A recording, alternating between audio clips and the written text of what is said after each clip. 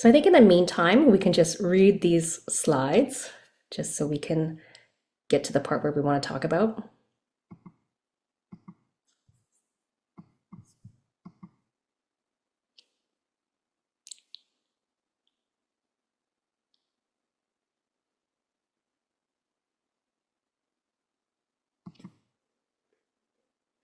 I have no disclosures, except that I am a coach and I do coach clients about burnout.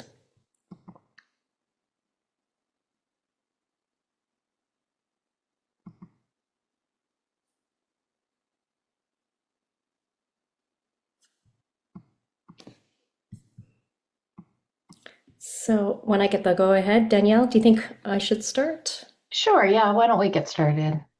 Okay. Hello, everyone, and welcome.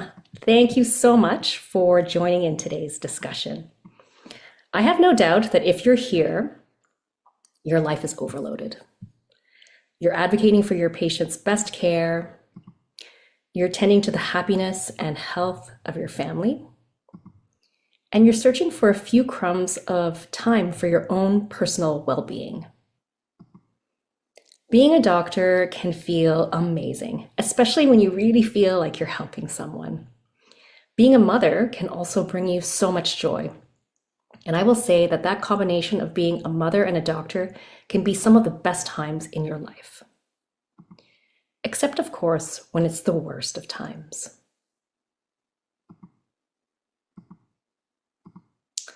I define overload as that feeling that you're doing all the things that you should be doing. You're doing all the right things, but yet you still don't feel as if you're thriving. This is very different from a full life. So, in a full life, you have time for yourself, you have time for work, you have time to feel present at work, and you have time for your family. A full life can feel really invigorating in a way that an overloaded life just doesn't.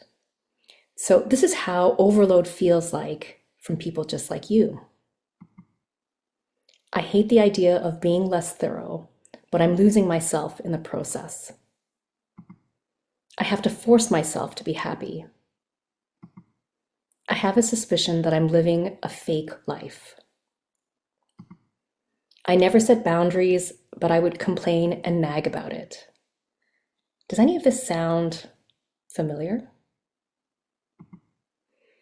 I believe that you deserve better. That's why we're here today. Because I think that mother doctors are the keystone. You are the keystone that keeps your world spinning. What you do really matters. My name is Dawn, and if we met at a party, if we haven't met before, our small talk would probably cover some of these things. Okay, I'm a staff doctor at UHN. I'm an associate professor, recently minted. My husband is also a doctor, he's a cardiologist, and I have two amazing kids. I also love to photograph and to write. And all of these things are true. But here's the funny thing with what you share with the world outside. Because we curate how others see us. We curate how we want others to see us. And that rarely tells the whole story. And that's the same for me. Because I feel like my life is great now, but my life didn't always look like this. Because this is part of me too. I was burnt out. I thought about leaving medicine. I do suffer from control, which is my own choice, my own form of perfectionism. And I struggle with anger, which is why I have made it my mission to make sure that people like you, other mother and doctors, do not have to struggle to get their great life. I had no idea how hard it would be to balance meaningful work, my family's well being, and my own well being. This is a photo of me when I was 39 weeks pregnant with my first child. I had squeezed into the one A-line dress that still fit me. And if you look really carefully, you can see that my feet are swollen and shoved into my ballet flats. And with this outfit, I waddled into a shiny corporate office in downtown Toronto. Why? I was actually applying for a part-time job as a health consultant because in the back of my mind, I was thinking that a 1 year maternity leave meant that I would be off work for 1 year, and I didn't want my career to fall behind.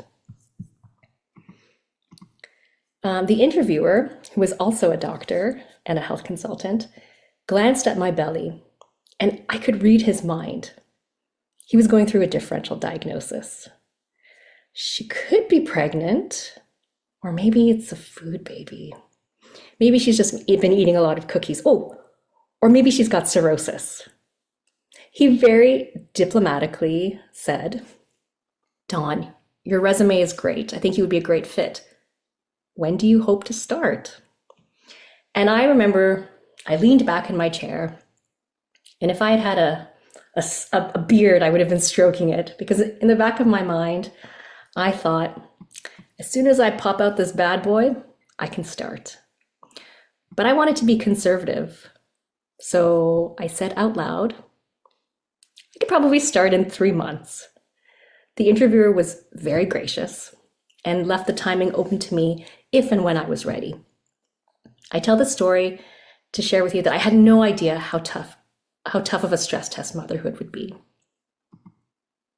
Which brings me to mindset block number 1. And that is the common belief that in order to have it all, you have to do it all. You hear messages like, in order to be a good doctor, you should show up for work even if you're feeling morning sickness. Or I've also had one of my colleagues was told, morning sickness is not a disease. Or maybe you'll hear things like, enrich every moment of your child's life so that they can compete.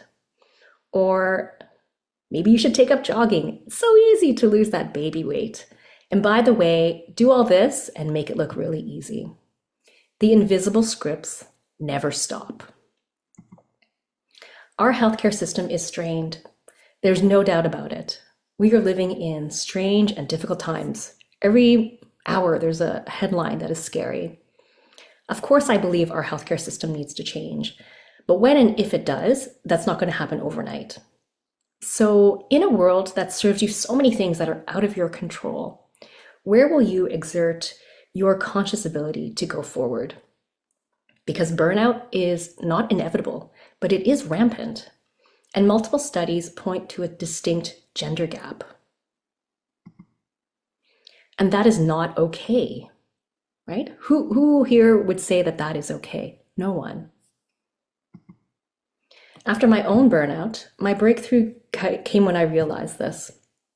If you don't actively and intentionally choose what belongs in your life, someone else will choose that life for you.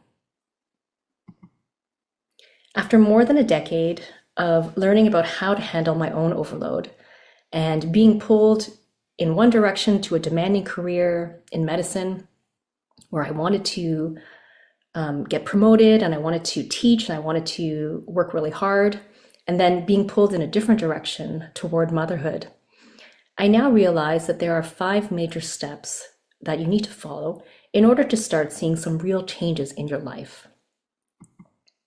In our time today, we can't possibly go over the whole framework, but I'm going to zoom into this one section over here. And we're going to work through one of the first steps of the second lesson.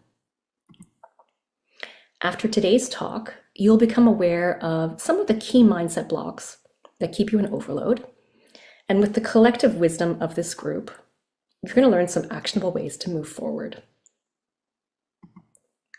If you would like a copy of my full coaching framework, just email me, and in the subject line, just type CAPE 2026 in the subject heading, and then I'll know which video tutorial to send you, because the framework comes with a little bit of an explanatory video, as well as my weekly blog, in which I share similar content to what we're discussing today.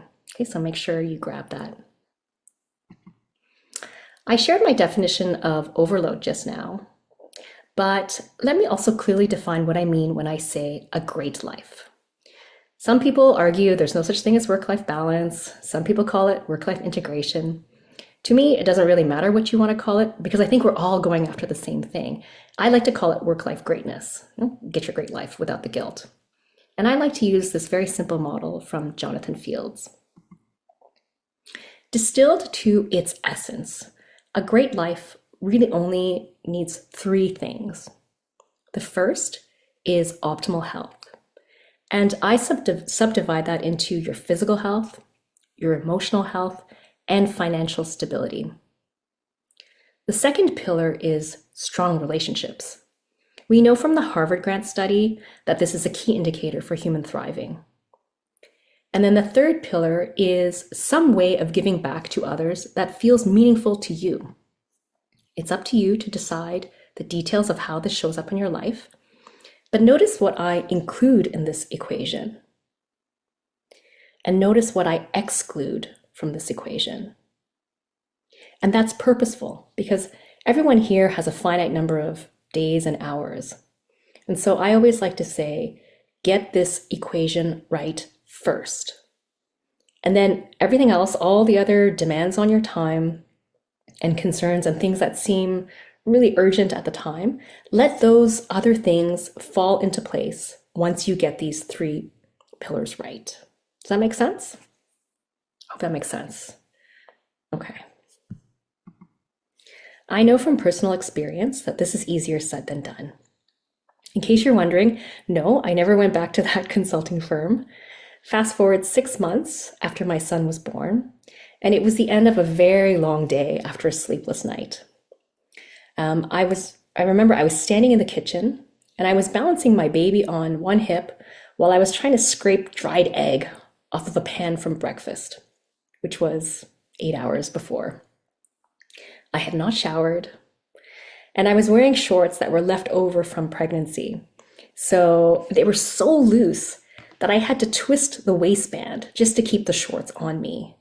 Because in the back of my mind, I thought, I can't really buy a new outfit because my body's changing. Maybe I'll just sort of hold on to this. I was just wearing these misshapen shorts. I smelled like stale milk. And I was doing all the things that I thought I should do. I was making homemade baby food. I was taking my son to sign language classes, and I was keeping the house tidy. And I was expecting my husband to come home anytime soon. My baby went down for a nap, so I had about a 60-minute window ahead of me. And I remember thinking, I could either have a nap right now, or I could clean the kitchen. What should I do? We're all doctors here. If you and I, so I'd like to open up this to the group. If you and I were friends and we were having coffee, what would you have advised me to do? If you had to tell me what kind of choice should I make? So just unmute or put it in the chat. What would you tell the Dawn of 10 years ago to do?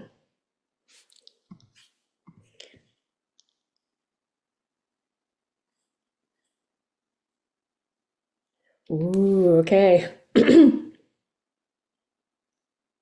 Dawn, can you see the comments? Yes, I can. Yes, I can. Okay, perfect. Okay, so Jackie and Amy, I guess most votes are take a nap, right? But I see a few votes for I'll tell you to take a nap, but I myself would have cleaned the kitchen. Okay, so what do you think I chose? Well, I cleaned the kitchen. That's right. The me of 10 years ago didn't say yes to health. I said yes to a clean kitchen. So I think you all know someone who is struggling. Just think about that person in your mind right now.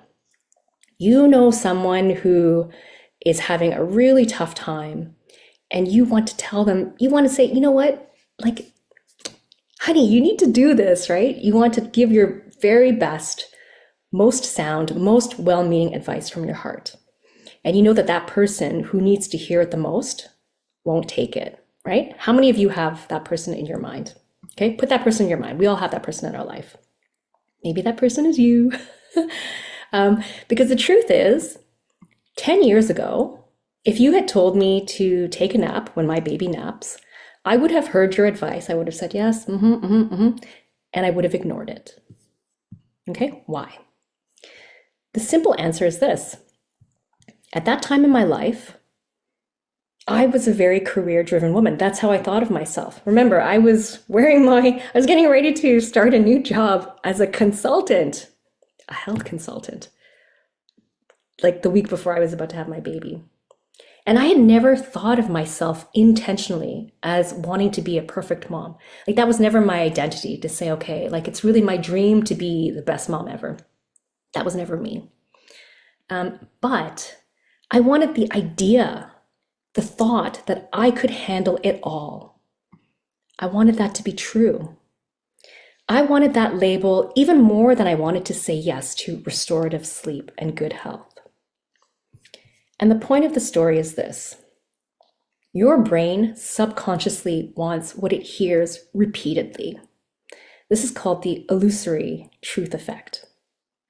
So if societal expectations, or maybe it's your parents' voice or your neighbor's voice, or just put a voice to it, if all of the messages that you hear are that good mothers and good doctors can handle it all, then you will follow this pattern until you become overstretched and unable to function, just like my worn out pair of black shorts. You follow this pattern, even if you don't even really know this, you will follow this pattern until you become burnt out and overloaded. Unless you actually do something active to veer off of that neural pathway. And that is really hard to do, but it's a process that you can learn. That's what we're going to talk about today. Which brings me to the second mindset block that I come across quite often, and that is the advice to not care what anyone else thinks. And so the idea behind this message is that asking or expecting women to be perfect is toxic, which I agree with, okay? I'm not disagreeing with that part. But then therefore the answer is to not care what anyone thinks. If you can't be a good mom, then join the club for bad moms. Put up your hand if you're part of the CPMG bad moms. I think there's a bad moms group out there. I know a lot of that is tongue in cheek, but here's why that message can be damaging. You're still comparing. Okay, so you can compare yourself to the image of perfection and feel badly for yourself, Then you can take refuge in a little bit more alcohol than you want, a little bit more online shopping, a little bit too much of a Netflix binge, okay? Or you can compare yourself to the image of people who have given up, okay? And build your self-esteem at the expense of judging someone else's choices, but also at the loss of your own freedom. Also not a good choice. It's still comparison at the end of the day. The much healthier approach that I like is to discover what really matters to you and focus your energies on that. There are things that I really value that may be very different from what you value. What strangers on social media think of you does not matter. Not every acquaintance or colleague's opinions of you matter. But some people's opinions matter, right? Unless you're okay with foregoing love and belonging in this world, you have to value what some people think. Just be sure that you value the people who make up your rich circle of relationships. Most importantly, I invite you to consider your own opinion of your life. What is your version of success? Where in your life do you want to say yes? And where in your life will you say no? So the key behavior that I encourage you to take after this talk is this. Learn how to make room to say yes to what matters by saying no to what doesn't. Remember those great life pillars that I mentioned? The vitality, connection, and contribution? These are areas where you can confidently say yes. That's not just my opinion, that's the wisdom passed on to us from generations that have come before. But very simply put, if you can focus on these pillars right, get those pillars right first, and you do this by being ruthlessly disciplined about everywhere else you have to say no, then you can have a great life while doing much less than what you're doing right now. If right now you're running around and you feel overloaded and you're doing all the things, just know that there is an alternative that is not perfect, not bad, but it's your choice. So, as a group, I invite you to reflect on how easy or difficult it is for you to say no. So, you can either get a pen and a piece of paper, or else Danielle is going to put in the chat. She's going to put a fillable PDF, which you can write your notes in digitally. Okay, so we've posted that in the chat. So here's how this exercise works. When it comes to saying no, okay, so saying no is a really great skill, okay? But I think of no in two distinct ways. So I call it the easy no and the difficult no.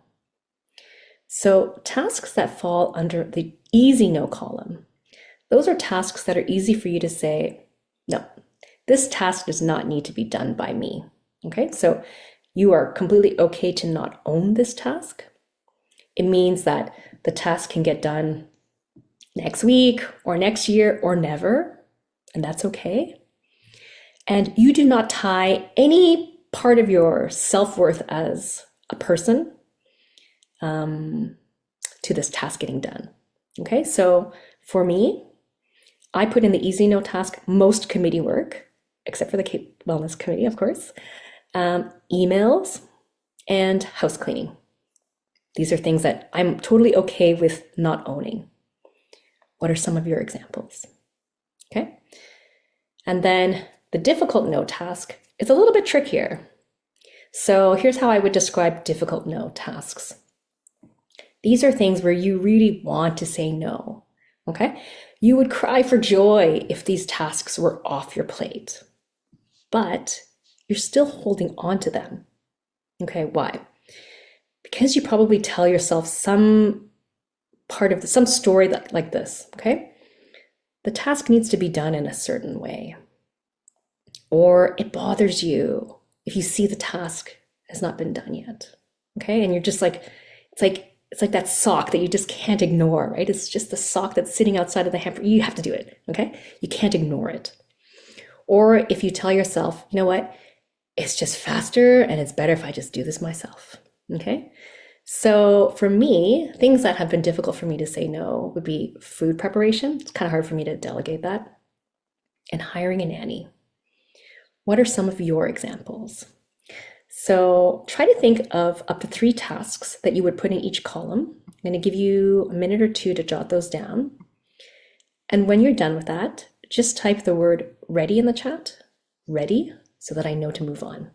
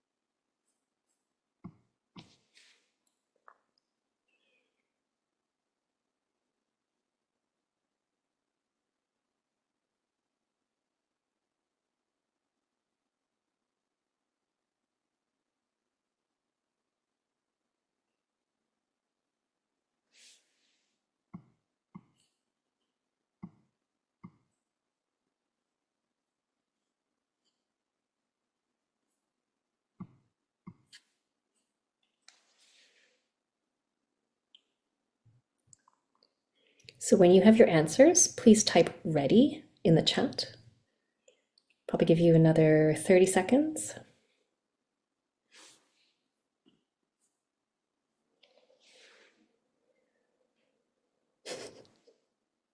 Ready-ish is okay too.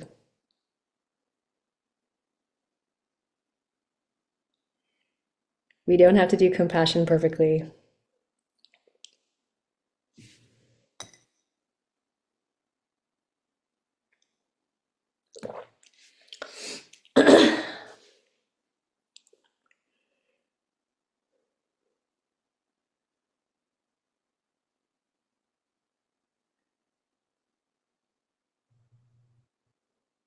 Okay, so I'll just explain what we're going to do with these answers. You've still got some, go ahead and keep on completing your chart, but I'll just explain what we're going to do in this breakout session. So I'm going to ask you to do 3 things in your breakout session, and we're going to break out in pairs because we have a small group here. And so I'm going to invite you to share what you listed in each column. What is an easy no for you, and what is a difficult no? And just reflect as you share that. Is there a difference between how you handle tasks on the easy no pile versus the difficult no pile? Okay. And then the third thing is, what is it costing you to hold on to these things that no longer serve you? Because remember, all of these things are things that you would rather not do in your life because you want to make room for the things that are important, right? So these are all things that no longer serve you, but you're still doing them. Okay. So this is how it's going to work in the pair. So this picture is for 3, but just imagine it's a pair. So I suggest that the person in the pair whose first name comes alphabetically first can go first.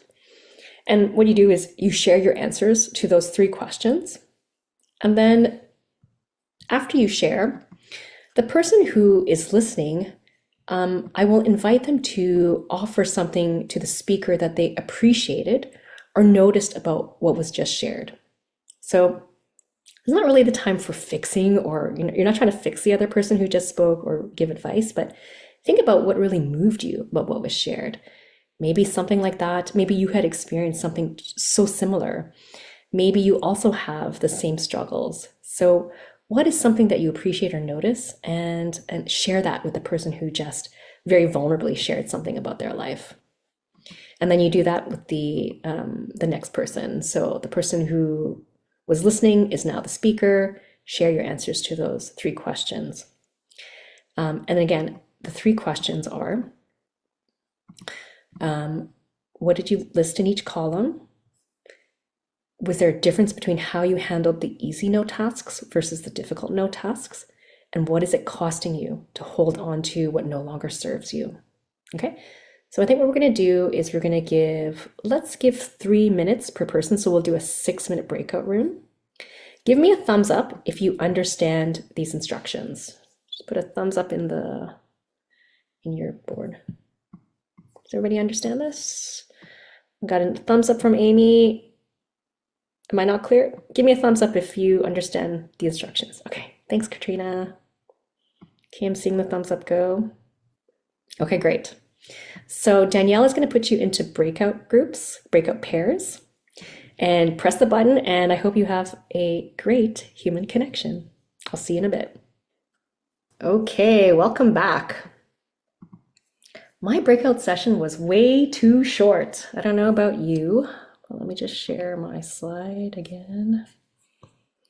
So I would love to hear from 2 or 3 or 4 people who would like to share something that they appreciated from that breakout session. You just put up your hand if you want to share with the group. Or you can just unmic and... I don't know how to put up your hand, but me and my partner, we actually ended up having like similar thoughts about stuff, because the hard no's for us were like roles that if they weren't filled by someone would probably be like what we thought would be detrimental, like our system flaws and poor resources essentially. So we're like, well, we have to do it or it's not going to get done, kind of thing. But then we were talking about how when we left on maternity leave, like it didn't fall apart without us. So if it's really hurting us in the long run, it's probably not worth it anyway. Oh, can you give some examples about what things were so similar between the two of you? Well, my partner's roles were like she felt she did more advocacy work, more like volunteering for committees and things, and mine was more like there's a prenatal clinic that's like needed a physician or it was almost going to shut down kind of thing. But it's just like stuff that's always going to be struggling probably with or without your help. Hmm. Hmm. Thank you so much. Would anyone else like to share?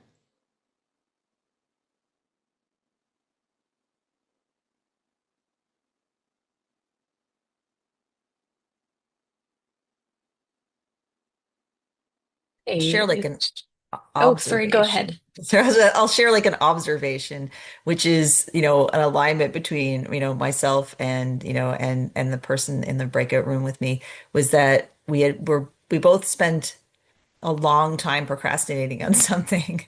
And, in the realm of years.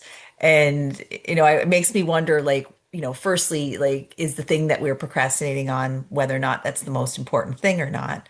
Um, or is there something else that we're saying yes to that's standing in the way of doing the thing that really matters? And, and there's no simple answer to it, but there's it's interesting how we don't necessarily let ourselves off the hook for something, even if it's, we've waited a decade to do it. Katrina, if you are struggling and you are so capable, you're probably like the most capable woman that I know. We know that everyone is struggling, okay? We can all give ourselves that permission to struggle, even like a decade. Wow, okay. Roy Purcell, you had your hand raised. Oh, yeah. I just thought I might actually explain why I'm at this session. So why some old emergency physician has tuned in. Well, my daughter's an emergency physician, and her son is 9 months old. Mm. So she's just in the process of going back to work. My daughter's Elizabeth Purcell. So at any rate, I'm very interested in any thoughts and insights, and thought I should just provide that explanation. So Oh, you're anyway, thank welcome. you. Everybody's welcome. Did you want to share something from your breakout room? Oh, I'm sorry, I missed a lot. I was at another meeting, so I've just tuned in to this. So at any rate, yeah, no, wasn't at the breakout room. So yeah. No worries. Welcome, welcome. Oh, We well, need thank you. everyone. We need everyone at the table. I think there was another. Jackie, did you have your hand up? Yeah, thank you. My partner, Andrea, thank you so much. 3 minutes was way too short. We were like just off and ready to go have coffee for an hour. One thing that we really appreciated, or I appreciated, and she talked and feel it in my own life, is that every time you say yes to something, you're saying no to something else. And so these daily occurrences of, do I put my little one in bed? Do I study? Do I say yes to this committee? Do I actually make it home for dinner? Do I support my partner in having their outside pursuits? Or do I say, no, it's my turn? So, yeah, just that constant having to evaluate, what do I actually want? Hmm. Hmm. And were there a lot of connections, a lot of struggles that were very similar? Yeah, I'm seeing a lot of nods. Anyone else want to share? Thank you so much for sharing that, Jackie. I'm so well. You have your partner's name, so you can still go for that virtual coffee. No one's stopping you. I encourage you all drink coffee and tea and have these talks.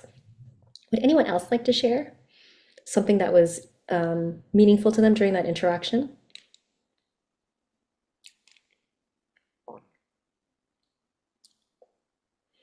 I will share one thing from my breakout room with Monica, and that is how much guilt we can put on ourselves when we want there's something that is so meaningful to us, and even though we know it's hurting us to continue or it's actually not right for us anymore, we put so much guilt on ourselves and how powerful that can be.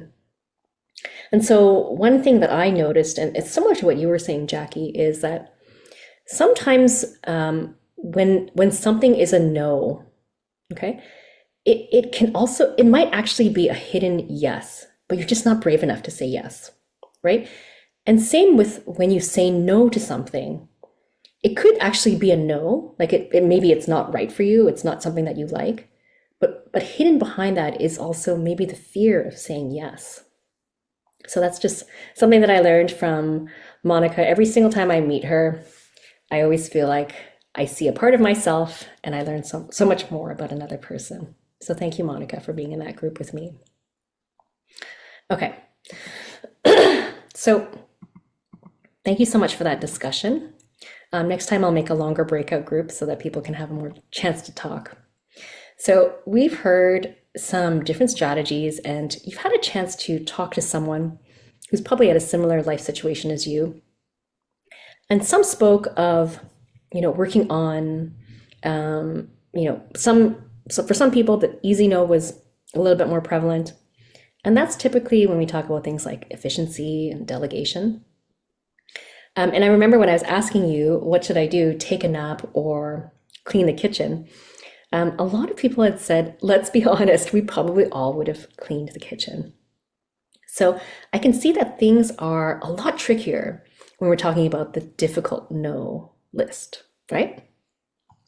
Which brings me to the third mindset block.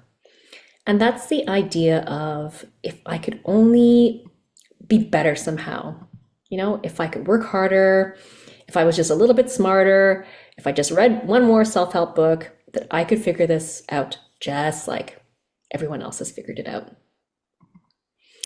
And here's the thing, the external societal structure results in unequal role expectations for men and women. It's the patriarchy. We know this. Okay, I'm not telling you anything you don't know. So as a female identifying doctor in medicine, you're operating under the expectations of an unreasonable set of standards, right? We know that motherhood, that is a full-time job, okay? Emerge, that is a full-time job. Being a teacher, being a researcher, it takes so much time. But here's the thing, your ability to do more, and I know from the answers from this group that you are the type of person who the more work that needs to be done, the harder you work, right? I know that for a fact. You are busy, and when more needs to get done, you take it on. You get busier, okay? But that ability to do more when more tasks get put on your plate keeps you in the unending loop of doing more. And that's the feeling of doing all the things well, but not really thriving. So if a task is easy for you to let go, just think about those things that you had listed there. If you've identified that the task is an easy no, then it's actually quite simple. It's really a process of eliminating, which means that you can ignore something. You can ignore that sock, okay? It means delegation. Hire someone else, pay someone else to do it. Teach your kids how to do it, okay? Or automation. Invest a little bit of time, make the system run without you, okay? There's tons of time management books that talk about these principles here. So eliminate, automate, and delegate, okay? That's for the easy no. But in those areas where you find it hard to say no, and this seems to be where people were really struggling, okay? You find it hard to let go, even though you want to let go. And even if it means that you're paying the price of saying yes to something else that matters, okay? That's a very different approach. Like, I can't just tell you to eliminate it, delegate it, automate it. It's not the same thing. It's a different approach. And so for tasks in the easy no, you have to really understand where shame is getting in the way of who you want to be. Where will you give yourself permission to ignore something that's unimportant to you so that you can have room for something truly valuable that actually helps you? Okay, so where will you give yourself permission to ignore? That takes some work, okay? Where can you learn to accept imperfect, okay, or good enough okay? In order to make room for connection and self-acceptance. Because this is what I tell the people that I work with. A good enough mom is both good and enough, okay? You're good and enough. And then the third question, or the third permission, is where will you invest time and energy to teach someone else something that you can do with your eyes closed? You've done it hundreds of times. But where will you invest some of your time and energy to teach someone else to do that? Because you realize that when you do that, you're actually making someone else independent and strong, right? Other people can also cook. Other people can also plan a meal. Other people can also run that committee, okay? Someone had said, we left for mat leave and you know what? The thing did not collapse when we weren't there. Other people can be strong as well. It doesn't have to only be you. And so with these permissions, what you do is you shift tasks from the difficult no quadrant into the easy no quadrant, okay? And in that way, you can make room for where you want to say a wholehearted yes. So if you feel overloaded, start by creating these spaces for yourself. Remember, it's not about doing it all to have it all. It's about understanding that a great life has 3 pillars: vitality, connection, and contribution. And doing what you can to make sure that those priorities are clear first, that's the first step, okay? Focusing on less, but what's better, it's like it punches higher, right? It's like gets you higher leverage, okay? And it's not about being a good mom or a good doctor or putting on any other external label that someone else chooses for you, but rather being clear where you want to make room for yes by letting go of the things that don't belong in your life anymore, okay? They don't fit with your definition of success. And it's not about working harder or faster. I know you can. I know you can work really hard. I know you're working very fast. It's because you understand that there is absolutely no way that you can go so fast. You can never be so efficient to get through the not to-do list. There's no way that you can go so fast that you can get all of that done before you do the things that your heart truly wants. There's just not enough time. You're not going to live forever, okay? There's a certain number of hours in the day. There's a certain number of hours where you can spend your energy. You have to focus on what's really valuable. So if your life feels overloaded, then please give yourself these permissions to let go of some areas so others can step in and demonstrate that they can be strong too. I know you're strong. Other people are strong too. And with that, our time together is ending. I've really enjoyed hearing your thoughts, and I wish that I could share more and talk more. This is something that I love talking about. But let's remember what we covered today. We talked about how to create space when the invisible load feels so heavy. If any of today's workshop has felt true to you, then email me. Remember, just email dawn.lim@withinstory.com and just put the subject heading CAPE 2026, and I'll send you that full coaching framework. Put some questions into that framework because I love hearing the questions and concerns that people have. I use that to create future trainings and future talks and future blog articles. So if you write to me and you have a question, I promise I will use it and I will answer it because I know that lots of people are thinking the same thing. So someone once asked me, Dawn, why do you help mother doctors? What about the rest of us? And this is what I say. I know that when I help a mother doctor first, I know that you will reach back and help those around you also rise, because that's what mother doctors do best. So I look forward to seeing what you're made of, and thank you so much for your time and your stories. Danielle, I think we have some time if anyone has any questions for me. Sure, yep. Oh, yes, and link in with me and I will accept your invitation. And also, if you have feedback, Danielle is going to be sending out a survey. But if you have any feedback for me, I would really appreciate it. So, any questions at all?